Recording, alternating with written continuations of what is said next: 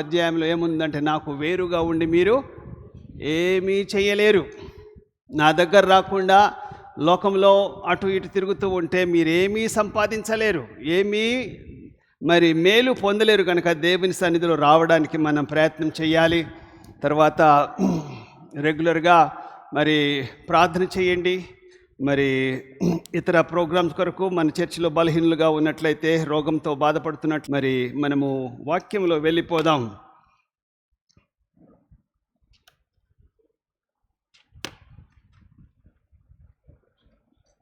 Okay, 35 నిమిషాలు వాక్యము మనం విందాం. మొదటిది ఏంటంటే, ఈరోజు వాక్య అంశము మారు మనస్సు. మారు మనసు ఎప్పటి నుంచో వింటున్నాం కదా, ఇప్పుడు కొత్త ఏంది అని అనుకోవద్దు. మన దగ్గర చాలామంది కొత్త వాళ్ళు ఉన్నారు. సంవత్సరానికి ఒకసారైనా మారు మనసు ఖచ్చితంగా చెప్పాలి. మారు మనసు గురించి బైబిల్లో దాదాపుగా 100కు పైగా చెప్పబడి ఉంది. యేసుక్రీస్తు ప్రభు ఈ లోకంలో వచ్చినప్పుడు 40 రోజులు ఉపవాసం ఉండి బాప్తిసం తీసుకొని ఆయన ఫస్ట్ ప్రసంగం చేసింది మారు మనసు గురించే. కనుక మనమంతా కూడా మారు మనసు పొందాలి. అంటే ఇంకా మారు మనసు పొందక, తిరిగి జన్మించక లోకంలోనే ఉంటున్న వారి గురించి ఈరోజు బోధ చేద్దామనే ఆశ నాకుంది. ప్రార్థన చేసుకుందాం. దయగల ప్రభువా, నీ పరిశుద్ధ నామమునకు వందనాలు, స్తోత్రములు. మా జీవితాల్లో, కుటుంబాల్లో ఎన్నెన్నో మేలులు చేశారు, మీకు వందనాలు. ఈ సమయంలో ప్రభువా, నీ సన్నిధిలో వచ్చి నీ వాక్యాన్ని వింటూ ఉండగా మమ్మల్ని బలపరచండి. వాక్యానుసారంగా జీవించగలుగుటకు సహాయం చేయమని యేసు నామమున అడుగుచున్నాము తండ్రి, ఆమేన్. క్రీస్తునందు ప్రియమైనటువంటి బైబిల్ చర్చ్ ఆఫ్ హైదరాబాద్ విశ్వాసులకు, చేరి వచ్చిన ప్రియులందరికీ ప్రభు అయిన యేసుక్రీస్తు నామములో మీకు శుభములు. ఈరోజు దేవుని వాక్య అంశము మారు మనసు, తిరిగి జన్మించడము, పశ్చాత్తాపము. ఈ 3 మాటలు ఒకే రీతిగా మీనింగ్ ఇస్తూ ఉంటాయి. మారు మనసు అంటే హెబ్రీ భాషలో చాలా పెద్ద పదాలు ఉన్నాయి. హెబ్రీ భాషలో ఏడవడము, గోజాడము, దుఃఖించడము, ఇవన్నీ కూడా ఈ హెబ్రీ భాషలో చెప్పబడుతుంది. ఓల్డ్ టెస్టిమెంట్లో ఉంటున్న భాష అంతా కూడా హెబ్రీ భాష. తర్వాత న్యూ టెస్టిమెంట్ అంతా కూడా గ్రీకు భాషలో వ్రాయబడినట్టుగా మనం చూస్తున్నాం. మనం వాడేది తెలుగు భాష. కనుక మనము ఏ భాష వాడినా కూడా, ఎక్కడున్నా కూడా మారు మనసు మనము పొందక ఉంటే, ఇంకా మారు మనసు పొందని వారి గురించి వాక్యంలో చెప్పబడుతుంది. అపొస్తలుల కార్యము 20వ అధ్యాయం 21, మన ప్రభు అయిన యేసుక్రీస్తునందు విశ్వాసము ఉంచుడని యూదులకు, గ్రీసు దేశస్థులకు సాక్ష్యం ఇచ్చెను. ఎవరు మారు మనసు పొందాలి అంటే, యూదులు పొందాలి, అన్యజనులలో ఉంటున్న వారందరూ కూడా మారు మనసు పొందాలి. ఇప్పుడు మనం అన్యజనులమే కానీ దేవుని బిడ్డలము కాదు, అంటే యూదులము కాదు.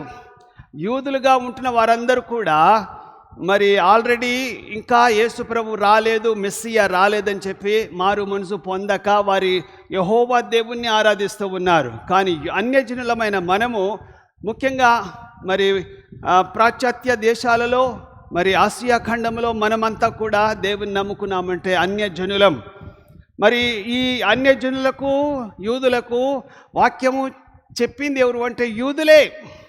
మొదట అపోస్తలులు అనబడిన యూదులు వారి ప్రజలకును అన్యజనులకు సువార్త ప్రకటించారు. మత్తయి సువార్త అంతా కూడా యూదులకు రాయబడి ఉంది. లూకా సువార్త అంతా కూడా అన్యజనులకు రాయబడి ఉంది. లూకా సువార్త ఒకటే, మత్తయి సువార్త ఒకటే అని కాదు, కానీ వారిద్దరూ వేరు వేరు ఉద్దేశాలతో వేరు ప్రజలకు రాసినట్టుగా మనం చూస్తూ ఉన్నాం. సో అన్యజనులు రక్షింపబడాలి, తర్వాత యూదులు రక్షింపబడాలి.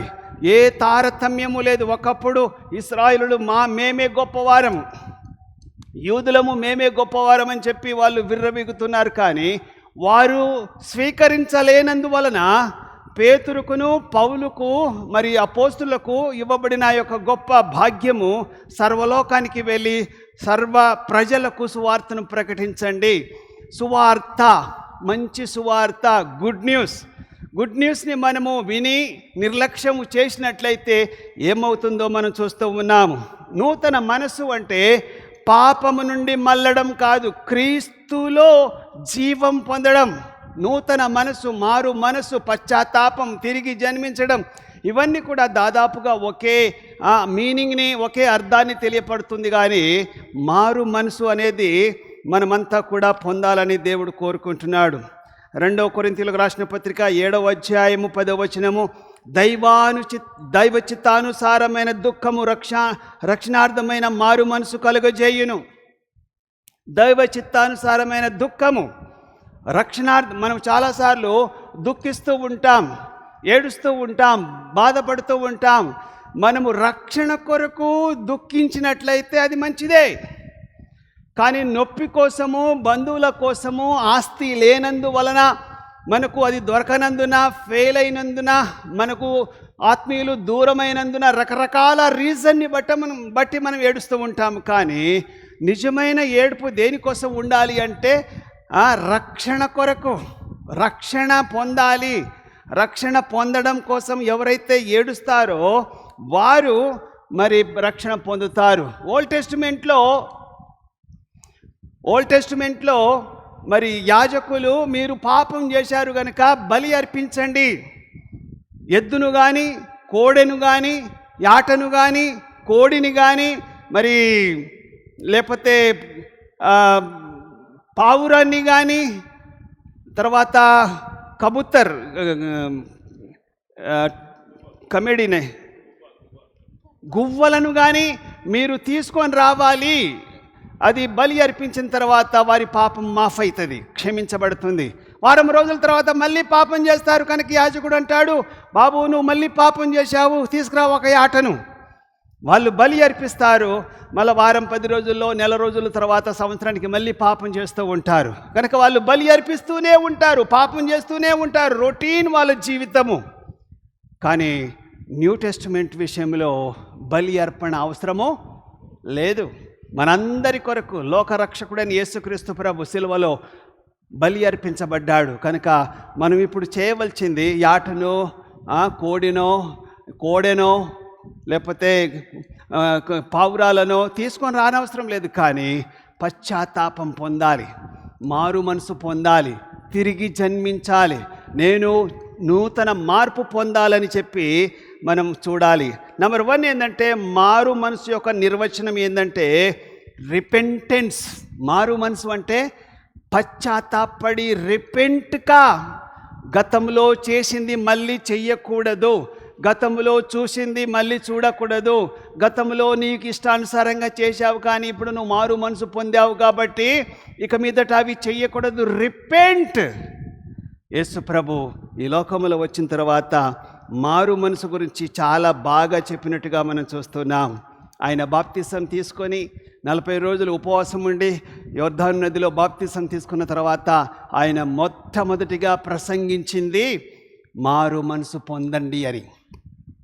మారు మనసు గురించి ఆయనే కాదు, మరి పౌలు బోధించాడు, యాకోబు బోధించాడు, పేతురు బోధించాడు, బాప్తిసం ఇచ్చి యోహాను బోధించాడు.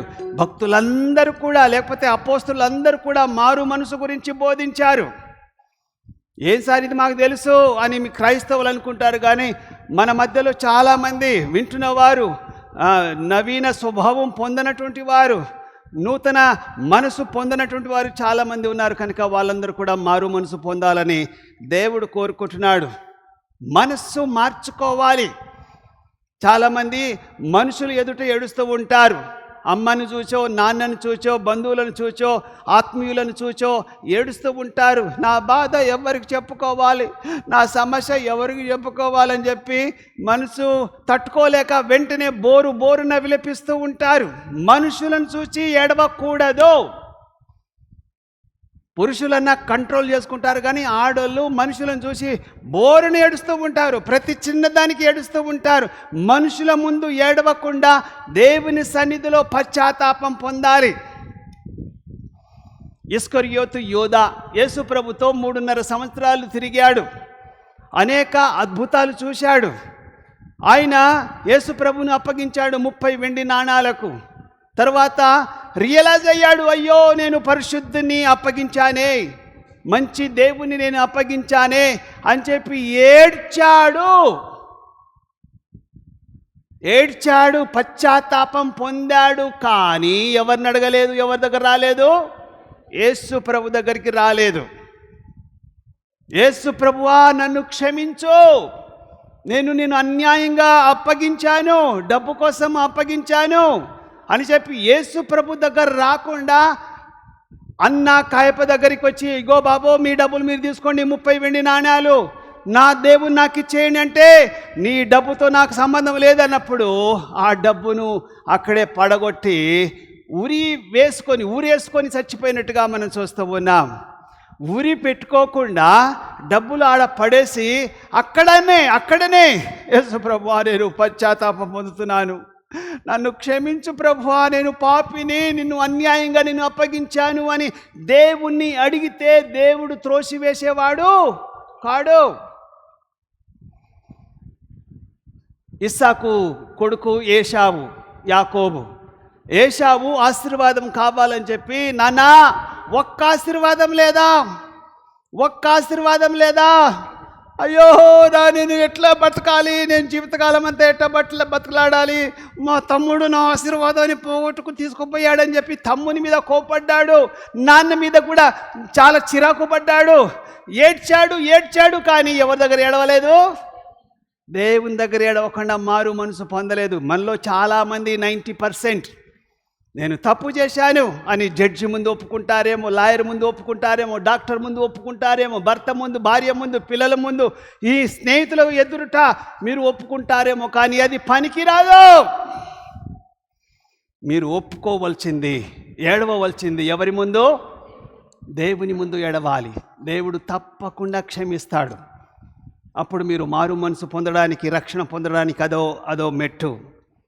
తర్వాత మారు మనసు పొందడానికి ఒక మీనింగ్ చెప్తాను. మత్తయి సువార్త 21వ అధ్యాయం 28 నుంచి 32 వరకు ఒక స్టోరీ ఉంది. నాన్న అన్నాడు, బాబు పెద్దోడా ఇటురారా. ఏంది డాడీ చెప్పు.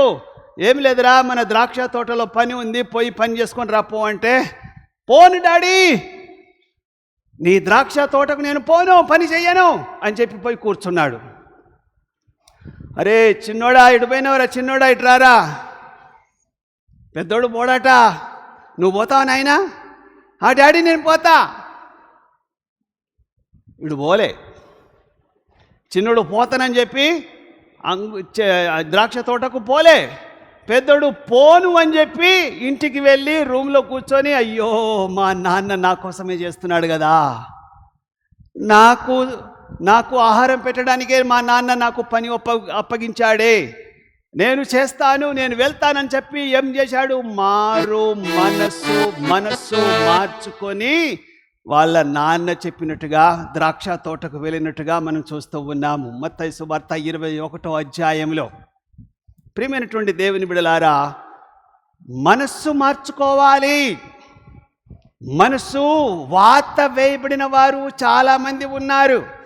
మనసును చంపుకొని జీవిస్తున్న వారు మనలో చాలామంది ఉన్నారు. కనుక మనస్సు మార్చుకోకపోతే ఏంది? మారు మనస్సు ఆవశ్యకత, నెసెసిటీ ఆఫ్ రిపెంటెన్స్. రెండవది నెసెసిటీ. ఏంది? ఎందుకు మారు మనసు పొందాలి?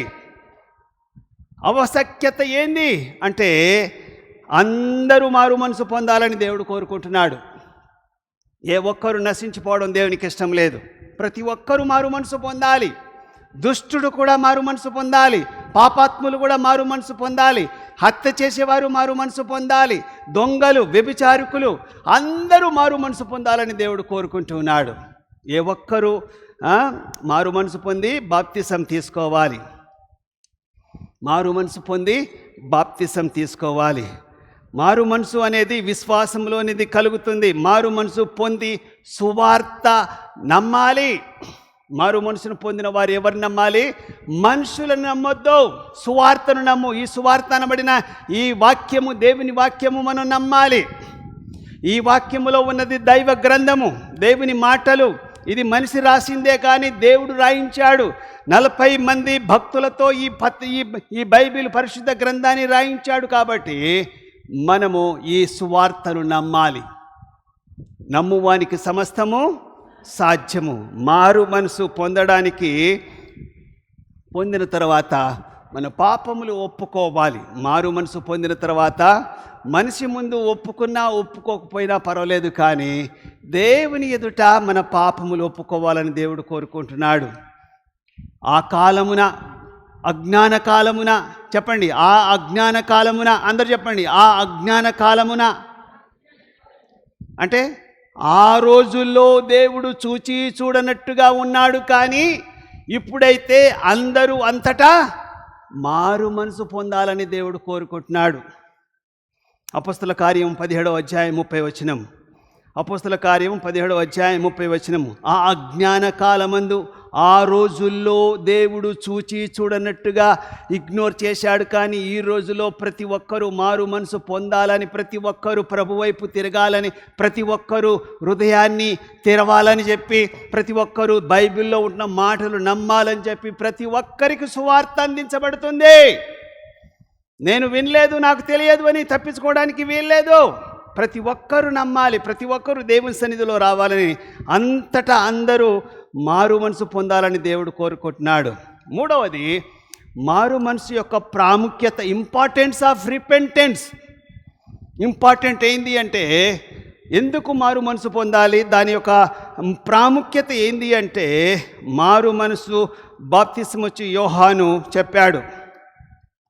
బాప్తిసమిచ్చు యోహాను అడవిలో సువార్తను ప్రకటించాడు. ఓ సర్ప సంతానమా, ఓ అబద్ధికుడా, ఓ దొంగోడా, ఓ లోభి, ఓ అవిశ్వాసుడా, ఓ పాపములో జీవిస్తున్నవాడా, ఓ సాతానుతో జీవిస్తున్నవాడా, మీ జీవితాలను మార్చుకోండి, మీ బ్రతుకులను మార్చుకోండి. మీరు చెప్పే మాటలకును మీరు చేసే పనులకు, క్రియలకు సంబంధమే లేదు. మీరు మారాలి. చిన్నోళ్ళకు చెప్పాడు, మధ్యతరగతి వాళ్ళకు చెప్పాడు, కూలీలకు చెప్పాడు, యాజకులకు, పోలీసులకు, కమిషనర్లకు, ఐఏఎస్ ఆఫీసర్లకు, కలెక్టర్లకు, తర్వాత రాజులకు, ప్రధానమంత్రులకు కూడా అదే సువార్తను చెప్పాడు. ప్రతి ఒక్కరూ, రాజు మొదలుకొని, ప్రధానమంత్రి మొదలుకొని, గుడిసెలో ఉంటున్న కూలివాని వరకు ఈ సువార్తను వినాలి, మారు మనసు పొందాలి. ఎవరు మారు మనసు పొంది యేసుక్రీస్తు ప్రభువుని నమ్ముకుంటారో వాళ్ళే మోక్షానికి వెళ్తారు, కానీ మిగతా వారు పోరు అని చెప్పి ప్రతి ఒక్కరూ సువార్తను ప్రకటించారు. ఎవరు ప్రకటించారు? బాప్తిసమిచ్చు యోహాను మళ్ళాగా డౌన్ టౌన్లో వచ్చి సువార్త చెప్పలేదు, సిటీ సెంటర్లో చర్చి కట్టుకొని వాక్యం చెప్పలేదు, అడవిలో ఎవరు లేని చోట, పక్షులు గూళ్ళు పక్షులు జంతువులు ఉన్న చోట సువార్తను ప్రకటిస్తుంటే ఆయన బోధన వినడానికి తండోపతండాలు జనాలు వచ్చారు. ఆయన దగ్గరికి జనాలు వచ్చారు, ఆయన చెప్తున్న మాటలు విన్నారు, అనేకులు బాప్తిసం తీసుకున్నారు. ఆయన ఒకరోజు మామూలులను గద్దిస్తే బాగానే ఉంటుంది, కానీ ఎవరిని గద్దించాడు? రాజును గద్దించాడు. హేరోదు రాజును గద్దిస్తే వాళ్ళ భార్య, రాజు గమ్మునున్నాడు పాపం. హేరోదు, నేను చేసిన తప్పే, మా అన్న భార్య నేను ఉంచుకున్నా, కానీ ఇప్పుడు నేను మాట్లాడితే కష్టమవుతుందని చెప్పి నోరు మూసుకున్నాడు. కానీ ఈ ఉంచుకున్న భార్య వదిన పై వాడిని పట్టుకురా, ఏదో ఒక సందర్భంలో వాడిని పట్టించని చెప్పి వాడిని పట్టించి చెరసాలలో వేసినప్పుడు ఆయన యొక్క జన్మదినోత్సవ రోజు ఆయన పాటలు పాడి వాళ్ళని అందరినీ తన్మయించినప్పుడు ఆ అమ్మాయి వచ్చి, ఏం కావాలి బిడ్డ నీకో? నా రాజ్యంలో సగమన్నా ఇస్తా కావాలంటే, అంటే మా అమ్మని పోయి అడుగుతారని చెప్పి అమ్మని అడిగింది. అమ్మ, రాజుగారు ఎంత కావాలన్నా, ఏది కావాలన్నా ఇస్తానంటున్నాడు అంటే, ఏది వద్దు బిడ్డ, మన పరువు తీస్తున్నాడు చూడు, మన పాపాలను ఎత్తి చూపిస్తున్నాడు చూడు, ఆ యొక్క జైల్లో ఉంటున్న బాప్తిసమిచ్చు యొక్క ఏం కావాలి? తల కావాలని చెప్పి అడుగు. తల కావాలి, బాప్తిసమిచ్చు తల కావాలనేసరికి ఆయన ఎంతో బాధపడ్డాడు. ఎవరు? హేరోదు రాజు ఎంతో బాధపడ్డాడు. కానీ అందరి ముందు మాట ఇచ్చాడు కాబట్టి, ఏది కావాలన్నా అడుగు ఇస్తానన్నాడు కాబట్టి అందరి ముందు భటులకు పిలిచిపోయి, చెరసాలలో ఉంటున్న యోహాను యొక్క తలను తీసుకొని రండి. నేను యోహాను గురించి ఎందుకు చెప్తున్నానంటే, రాజును సహితం లెక్క చేయకుండా మారు మనసు పొందమని గద్దించాడు. ఈ కాలంలో రాజులకు సువార్త చెప్పడానికి ఏ పాస్టర్కు దమ్ము లేదు. ఏ ఎమ్మెల్యేకి కానీ ఎంపీలకు కానీ ముఖ్యమంత్రి కానీ సువార్త చెప్పండి, మారు మనసు పొందండి అని చెప్పే దమ్ము లేదు. ఎందుకంటే వారికి భజన చేసే వాళ్ళు ఉన్నారు పాస్టర్లు, కానీ సువార్తను చెప్పమనే వాళ్ళు లేరు. కనుక ఈనాడు మనము ప్రతి ఒక్కరికి మారు మనసు అవసరము. పౌలు బోధించాడు, పేతురు బోధించాడు, యోహాను బోధించాడు, యాకోబు బోధించాడు, శిష్యులందరూ కూడా. ఒకరోజు ఒక వ్యక్తి రథం మీద వస్తూ ఉంటే ఫిలిప్పు ఆయన దగ్గరికి వెళ్ళి, నువ్వు చదువుతున్నది నీకు అర్థమవుతుందా? అర్థం కావట్లేదయ్యా, నా పక్కన వచ్చి కూర్చో, కొంచెం అర్థం చెప్పు అంటే అర్థం చెప్పిన తర్వాత, సువార్త చెప్పిన తర్వాత ఆ యొక్క ఐథియోపియా కందాకే రాణి కింద పనిచేస్తున్న ఆ నపంసకుడు మారు మనసు పొంది పాప క్షమాపణ నిమిత్తం ఏం చేసుకున్నాడు? నీటిలో దిగి బాప్తిసం తీసుకున్నట్టుగా మనం చూస్తూ ఉన్నాం. వింటున్నారా? ఎవరు మాట్లాడతలేరు? వింటున్నారా? Thank you. వినాలనే కదా. వాళ్ళిద్దరూ నీళ్ళలో దిగి బాప్తిసం తీసుకున్న తర్వాత ఆ నపంసకుణ్ణి ఫిలిప్పును మళ్ళీ ఎప్పుడు జీవితంలో చూడలేదు. మారు మనసు పొందాడు, బాప్తిసం తీసుకున్నాడు. ఆయన ప్రతి ఒక్కరూ యేసుప్రభు శిష్యులు, పౌలు, పేతురు, యాకోబు, వాళ్ళ ప్రసంగాలన్నీ కూడా మారు మనసు గురించే చెప్పారు, కానీ ఇంకా దేని గురించి చెప్పలేదు. నాలుగో మాట మారు మనసు యొక్క నేచర్, స్వభావం ఏంటి? మారు మనసు యొక్క స్వభావం ఏంటంటే మార్చబడాలి. ఎప్పుడైతే వాక్యం చెప్తారు, ఎప్పుడైతే సువార్త మన దగ్గరికి వస్తుందో ఆ వాక్యాన్ని బట్టి చాలామంది మార్పు చెందడం జరుగుతుంది. ఇప్పుడు పోతానని చెప్పి పెద్దోడు పోయిండా, చిన్నోడు పోయిండా? పోలే. వాని స్వభావం అలాంటిదే. మన దగ్గర చాలామంది ఉన్నారు, నేను ఏం చెప్పాలి, పేర్లు చెప్తే బాధపడతారేమో, కానీ గణేష్ని అడిగినా, బలరామ్ని అడిగినా, ఇప్పుడు రాజేంద్రని అడిగినా, బాబు ఈ పని చేస్తారంటే చెయ్యము అని ఎప్పుడు అనరు. అరే చెయ్యమని చెప్పండి రా బాబు, నేను కూలోళ్ళని పెట్టి తీపించుకుంటానంటే లేదు సార్ చేస్తామంటారు. అమ్మగారు కూడా చాలాసార్లు పిలిచి ఈ పని చెయ్యండి, రేపటికల్లా అయ్యేటట్టు చూడండి అని ఎన్నిసార్లు చెప్పినా కూడా చెయ్యం మేడం, చెయ్యం సార్ అని చెప్పరు, చేస్తామని చెప్తారు. కానీ వాళ్ళు చెయ్యరు. వాళ్ళ స్వభావం ఏంది? అలాంటిదే వాళ్ళ స్వభావం. వాళ్ళ నేచర్ ఏంటంటే విననొల్లనటువంటి ప్రజలు, వాళ్ళ చెవిలు. అందుకోసమే వినయ్ బాబు ఏమంటాడంటే, ఫోన్లో చెప్పొచ్చు కదా, రేపటి సంగతి ఎల్లుండి సంగతి ఒక వారం పనులు మీ మనోళ్ళకి చెప్తారంటే, వారం కాదురా బాబు, దగ్గరుండి చెప్తేనే కూడా వీళ్ళు చెయ్యరు. వాళ్ళే కాదు, ఈ బ్యాచ్ అంతా కూడా అదే. మనలో చాలామంది చేస్తామని చెప్పి, వెళ్తామని చెప్పి వెళ్ళము, చెయ్యము. ఎందుకంటే మన నేచర్ అలాంటిది, మన స్వభావం అలాంటిది. దానికి అర్థమైంది, మనము మాట మీద ఉండము, అబద్ధం ఆడతాము, మాట తప్పిపోతాము, మనల్ని ఎవరు నమ్మరు. నీ మాట చెప్పట్లేరు, నీ మాట అవునంటే అవును, కాదంటే కాదు. ఈయన పోన్ డాడీ అని చెప్పాడు పెద్దోడు, తర్వాత మనసు మార్చుకున్నాడు, పోయాడు. ఇతను చిన్నోడు పోతాను డాడీ, చేస్తాను డాడీ, ఆ పని కంప్లీట్ చేసుకొని వచ్చేసి మీకు రిపోర్ట్ ఇస్తాను డాడీ అని చెప్పాడు, కానీ పోలే. ఇప్పుడు మనం ఈ క్యారెక్టర్లో ఉన్నామా? ఈ క్యారెక్టర్లో ఉన్నాము. ఈ నేచర్లో, ఈ స్వభావంలో ఉన్నామా? ఈ స్వభావంలో ఉన్నామా? మనల్ని మనం ప్రశ్నించుకోవాలి. 2 కొరింథీయులకు రాసిన పత్రిక 7వ అధ్యాయం 9వ వచనము, మీరు దుఃఖపడితిరని సంతోషించుటలేదు, కానీ మీరు దుఃఖపడి మారు మనసు పొందితిరని ఇప్పుడు సంతోషించుతున్నాను. చాలా సందర్భాల్లో వాక్యం చెప్పేటప్పుడు మిమ్మల్ని భజన చేయడానికి వాక్యం చెప్పకూడదు, మిమ్మల్ని మెప్పించడానికి, మిమ్మల్ని సంతోషించడానికి, మీరు తృప్తి పొందడానికి భలే బాగుంది వాక్యం, పాస్టర్ గారు చెప్పింది చాలా బాగుంది, అబ్బాబాబా ఏం చెప్పాడా ఇది, అబ్బాబాబా అని నన్ను మెచ్చుకునే మాటల మీద దగ్గర నుంచి రాకూడదు. ఒక ఆయన అంటాడు,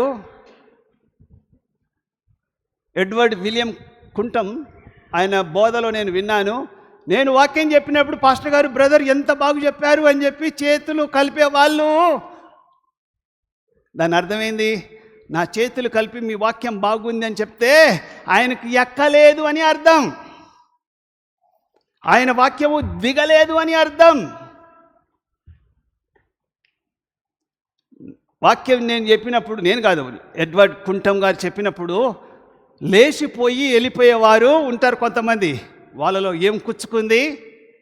వాక్యం కుచ్చుకుంది. కనుక చాలాసార్లు మనం పాస్టర్లను కలవాలని చూస్తుంటాం. తప్పు లేదు, కలవకూడదని కాదు, షేక్ హ్యాండ్ ఇవ్వకూడదని కాదు. కానీ మనకు తగలాలి. ఏం తగలాలి? వాక్యము తగలాలి, నా మాటలు కాదు. దేవుని వాక్యము మనలో తగినప్పుడు అది గుచ్చుకుంటుంది. అది మారు మనసు చెందడానికి ఒక మార్గం, ఒక స్టెప్పు.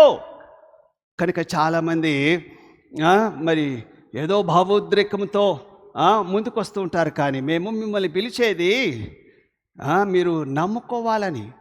ఆల్టర్ కాల్ అంటూ ఉంటాం. మనం చాలాసార్లు పిలవం. ఎవరైనా నమ్ముకున్న వాళ్ళు ముందుకు రండి అంటే మీరు లేవలేదు అంటే అర్థమైంది, మీ స్వభావం అలాంటిదే, మీరు అక్కడే ఉండాలనుకుంటున్నారు. నువ్వు మనుషుల ముందు నువ్వు ఒప్పుకోకుండా, నువ్వు ముందుకు రాకుండా, ప్రార్థన చేయించుకోకుండా ఏదో మిమ్మల్ని వెంటనే మతంలో దించుతాలని కాదు. కానీ ఎస్, నేను ప్రభువుని నమ్ముకుంటున్నాను, నా జీవితాన్ని మార్చుకుంటున్నాను, నా స్వభావాన్ని మార్చుకుంటాను, నా నేచర్ని మార్చుకుంటాను, ఇప్పటి నుంచి నేను ప్రభు కోసం జీవిస్తానని చెప్పి ఎవరంటారో వారు మార్పు చెందినట్టుగా మనం చూస్తూ ఉన్నాం. మార్పు చెందిన తర్వాత,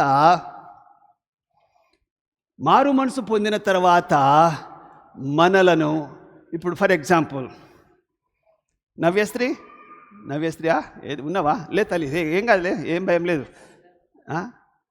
రమ్యశ్రీ, నవ్య అనుకుంటున్నా. రమ్యశ్రీ ఇప్పుడు ఉత్తగా అంటున్నా, ఏమనుకోకు, ఉత్తగా మళ్ళీ అందరి ముందు పారు తీసిన అనుకోకు. యేసుప్రభు నమ్ముకున్న పాస్టర్ గారు సారు నేను నమ్ముకున్నాను లేచిందనుకో. ఆమె లేపిన తర్వాత ఈమె లేచి ప్రభు దగ్గరికి ఇక్కడికి రామ్మా, ఏం కాదు, ఉదాహరణ చెప్తున్నా. మీ తర్వాత ఈమెను ఏడిపించారు, ఉదాహరణకు అంటున్నా. ఈమె మారు మనసు పొంది నేను ప్రభువుని నమ్ముకుంటా, నా కోసం ప్రార్థన చేయండి, నేను ఇప్పటి నుంచి నా జీవితాన్ని మార్చుకుంటా అని చెప్పినప్పుడు ఈమెను ఎవరెవరు చూస్తారు? ఇక్కడ మీరు ముగ్గురు చూసిరా? చూడలేదనుకుంటా. నువ్వు చూసినావా? ఈమె లేచి వచ్చింది, ఏమంటుంది? ఈమె మారు మనసు పొందినా అంటుంది. నిజమా? మీరందరూ చూసిరు కదా, మనోళ్ళందరూ చూసిరు కదా. రేపు ఓకే, ఈమె అందరి ముందు లేచి ముందుకు వచ్చింది, చెయ్యి ఇంటికి పోయి రూమ్లో పోయింది. ఈమె ఏం చేస్తుంది?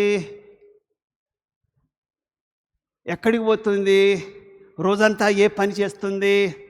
ఎంతమంది గమనిస్తారు మీ రూమ్లో, మీ హాస్టల్లో? అందరా కొందరా? ఈ ముగ్గురే గమనిస్తారు, మిగతాలు ఎవరు చూడరు కదా. థ్యాంక్ యూ తల్లి. ఈమెను ఎవరు చూస్తారు? అందరూ చూస్తారు. ముఖ్యంగా ఆ రూమ్లో, క్లాసులో వాళ్ళందరూ చూస్తారు. కనుక వాళ్ళకు తగ్గట్టుగా జీవించాలా, లేకపోతే వాళ్ళకు తగ్గట్టుగా అంటే ఇక్కడ మాటిచ్చావు. ఏమని మాటిచ్చావు?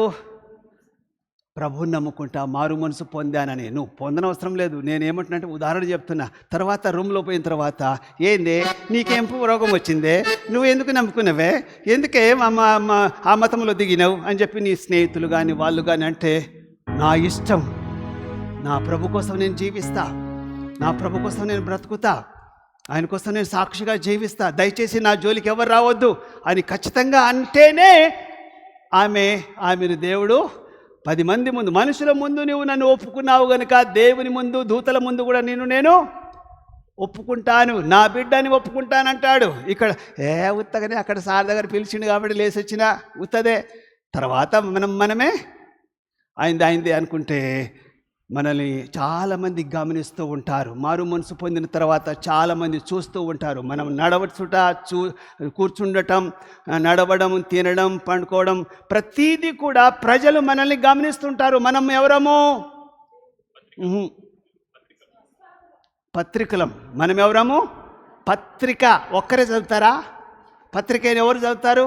అందరు చదువుతూ ఉంటారు. కనుక మనల్ని అందరు చూస్తారు, అందరు చూస్తూ ఉంటారు. నేను పొద్దున్నే వాకింగ్ చేసేటప్పుడు ఇటు చూస్తారు మన అమ్మాయిలు. నేను ఎవరి జోలికి పోను, నేను నా వాకింగ్ ఏదో చూసుకుంటా, వాకింగ్ చేసి పాటలు వింటా, వాక్యం వింటా, గమ్మును వచ్చి కూర్చుంటా. బలరాం ఏమని తీసుకురారా బాబు, ఇంత ఆకలి అవుతుందని చెప్తా, అంతే. చాలామంది మనల్ని గమనిస్తారు, మనల్ని నడిచేది, మనం చూసేది, మనల్ని సందుల నుంచి, కిటికీల్లో నుంచి చూస్తూ ఉంటారు. కనుక మన యొక్క ప్రవర్తన చాలా జాగ్రత్తగా ఉండాలి. సో కనుక మారు మనసు పొందిన తర్వాత నీ ఇష్టానుసారంగా జీవించడానికి వీల్లేదు. ఒక ఆమె యేసుప్రభు దగ్గరికి వచ్చింది. లూకా సువార్త 7వ అధ్యాయం 44వ వచనంలో, ప్రభువా నా తప్పును క్షమించు ప్రభువా, నా తప్పును క్షమించు ప్రభువా అని కన్నీళ్లతో పాదాలు కడుగుతూ ఉంది. ఎవరామె? మగ్దలేని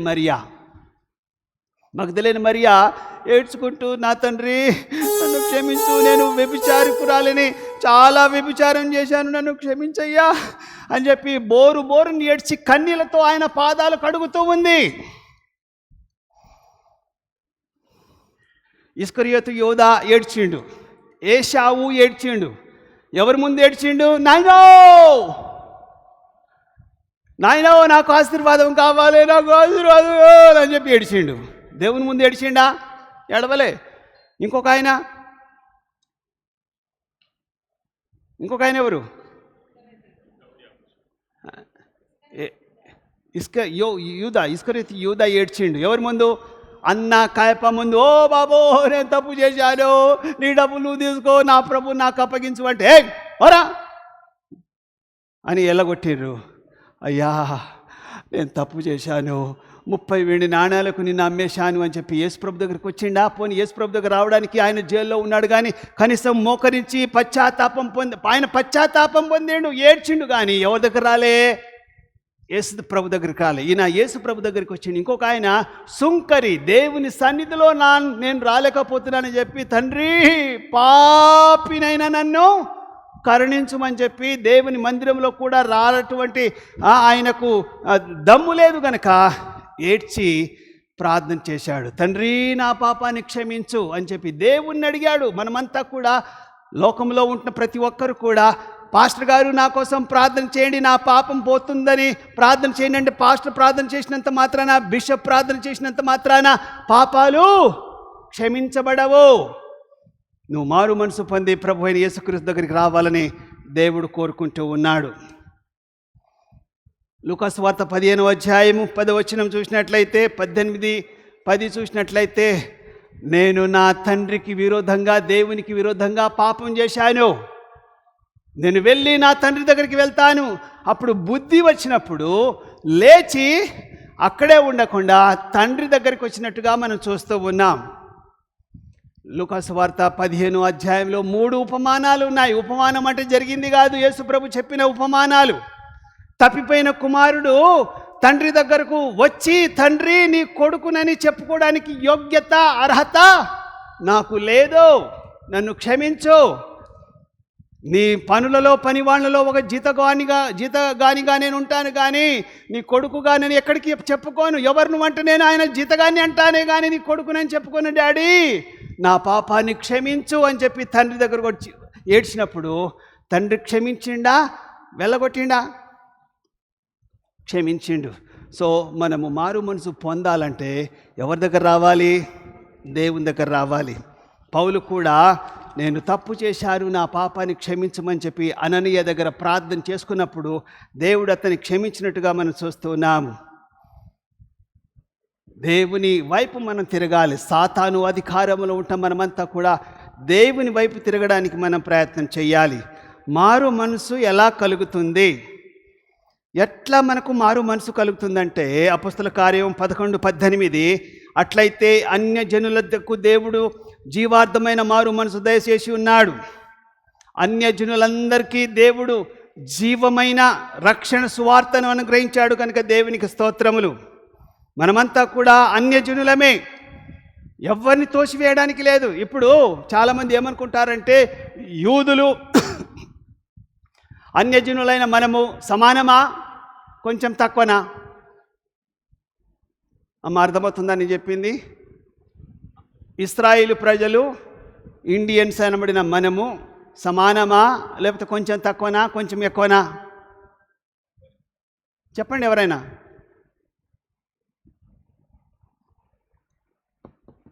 అర్థం కావట్లేదా?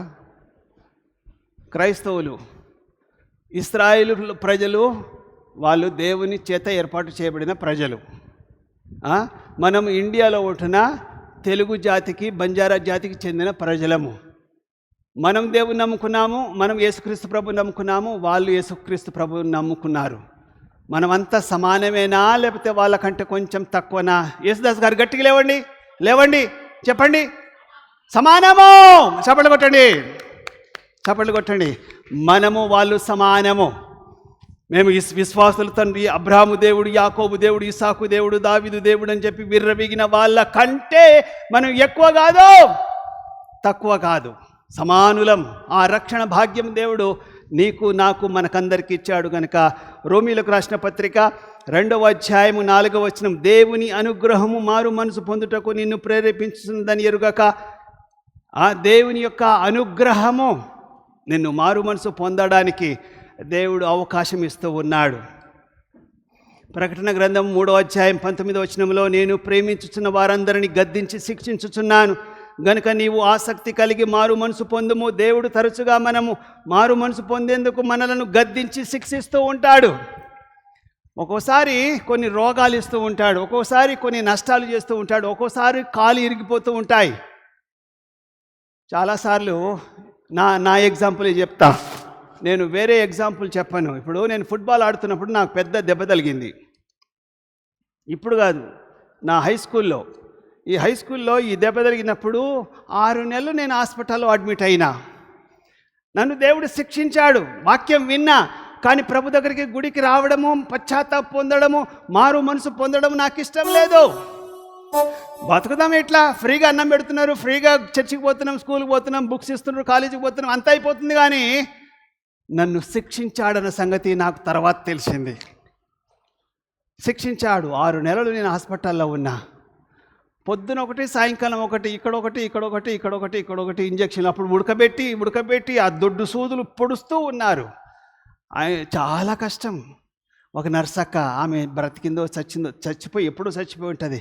ఆ అక్క, అరే బక్కోడా, యేసు ప్రభు నమ్ముకోరా, ప్రార్థన చేసావారా అంటే, అక్క చేయలేదక్క, చేస్తావారా? చేస్తా అక్క, మెల్లగా అక్క. వింటున్నారా? నాకు నొప్పి. ఆమె ఇంజక్షన్ వేసుకుంటూ నాకు వాక్యం చెప్తుంది. నమ్ముకుంటావారా? గుడికి వస్తావారా? వస్తాక. అరే పోరా అని చెప్పి రుద్దుకునేది. ఇంకా దేవుడా, అట్లా 6 నెలలు ఆమె నాకు వాక్యంలో చెప్పినప్పుడు ఫైనల్గా నా పుండు బాగాలే, ఇక్కడ నుంచి ఆంపిటేట్ అయ్యేటట్టుంది. అప్పుడు డాక్టర్ గారు ఏడ్చి ప్రార్థన చేస్తుంటే, లంబాడి వ్యక్తినైనా నా కోసం ఒక డాక్టర్ గారు ప్రార్థన చేయడం ఏంటి? ప్రార్థన చేసినప్పుడు నేను చలించాను, మారు మనసు పొందాను. ప్రభువా, నన్ను కూడా క్షమిస్తావా? ఎస్, నేను క్షమిస్తాను. కనుక నాకు శిక్షించింది దేవుడే. కొన్నిసార్లు దేవుడు ఏదో ఒక రోగం పెట్టి మనల్ని 3 నెలలో, 6 నెలలో, సంవత్సరం పండబెడతాడు. ఎందుకంటే దేవుడు నిన్ను ప్రేమిస్తున్నాడు. ఆయన ప్రేమించే బిడ్డలను ఆయన శిక్షిస్తాడు. తండ్రి కొడుకును, కూతురును ఏ రీతిగా దండిస్తాడో, శిక్షిస్తాడో, చావాలని కాదు, మార్పు చెందాలని, మారు మనసు పొందాలని. ఏ తండ్రి అయినా కొడుకును, కూతుర్ని గద్దించకుండా, తిట్టకుండా, కొట్టకుండా ఉన్న తల్లిదండ్రులు ఎవరన్నా ఉన్నారా? ఎందుకు? వారు బాగుపడాలని. ఆ రీతిగా మన పరమ తండ్రి మనల్ని శిక్షిస్తూ ఉంటాడు, మనం బాగుపడాలని. కనుక దేవునికి స్తోత్రం. ప్రభువా, నాకు ఈ శిక్ష, ఈ రోగం, ఈ బాధ, ఈ కష్టం, ఈ నష్టము, ఈ యొక్క అప్పు బాధ నాకు ఇచ్చినందుకు వందనాలని చెప్పి దేవునికి స్తోత్రం చెల్లించాలి. చివరిది చెప్పి నేను ముగిస్తాను. మారు మనసు యొక్క ఫలితాలు ఏంటంటే, పరలోకములో మనం నమ్ముకున్న తర్వాత పరలోకములో దేవుని దూతలు ఎంతో సంతోషపడుతూ ఉంటారు. కోటాను కోట్ల దేవుని దూతలు, వెంకన్నా, భూక్య వెంకన్నా, నువ్వు నమ్ముకున్నావు, కుటుంబంతో నమ్ముకున్నావు అని చెప్పి కోటాను దూతలు చప్పట్లు కొడుతూ సంతోషం, జయధ్వనులు చేస్తూ ఉంటారు. వెంకన్న నమ్ముకున్నాడు, తన భార్యను, కొడుకును, కూతురును అందరినీ కూడా ప్రభు దగ్గర నడిపించాడని చెప్పి మిమ్మల్ని బట్టి ఈ లోకంలో ఎవరు సంతోషించరేమో, కానీ మీరు బాప్తిసం తీసుకున్నప్పుడు, మారు మనసు పొందినప్పుడు ఇక్కడ ఎవరు సంతోషించరేమో, కానీ పరలోకంలో జయధ్వనులు ఉంటాయి. పరలోకంలో జయధ్వనులు ఉంటాయి. మన పాపానికి క్షమాపణ ఉంటుంది. యెషయా గ్రంథము 55:7. యెషయా గ్రంథము 55:7. భక్తిహీనులు తమ మార్గములు విడవవలెను, దుష్టులు తమ తలంపులను మానవలెను. వారు యెహోవా వైపు తిరిగిన ఎడల ఆయన వారి యందు జాలిపడును. వారు మన దేవుని వైపు తిరిగిన ఎడల ఆయన బహుగా చెప్పండి, బహుగా క్షమించును. ఆయన క్షమించే దేవుడు. దుష్టులు మంచోళ్ళు కారు. దేవుడు చెడ్డల కోసమే వచ్చాడు కానీ మంచోళ్ళ కోసము రాలేదు. అదే ఉదాహరణ ఎక్కడుంది బైబిల్లో? వైద్యుడు ఆరోగ్యవంతులకు కాదు కానీ రోగి కొరకే వైద్యుడు అవసరమని ఉంది. అంటే అర్థమైంది, పాపుల కొరకే వచ్చాను కానీ మంచోళ్ళ కొరకు నేను రాలేదు. నేను పాపిని అని ఎవరంటారో వారిని క్షమించడానికి, బాగు చేయడానికి, వారి జీవితాలను కట్టడానికి యేసుక్రీస్తు ప్రభు వస్తున్నారు. కనుక మారు మనసు పొందాలి, పశ్చాత్తాపం పొందాలి, తిరిగి జన్మించాలి. ఎవడు తిరిగి జన్మించరో వారు పరలోకానికి వారసులు కారు. కనుక ప్రియమైనటువంటి దేవుని బిడ్డలారా, మనము దేవుని సన్నిధిలో మారు మనసు పొంది ఆయన కొరకు సాక్షులుగా జీవించాలి. లేచి నిలబడండి, ప్రార్థన చేద్దాం.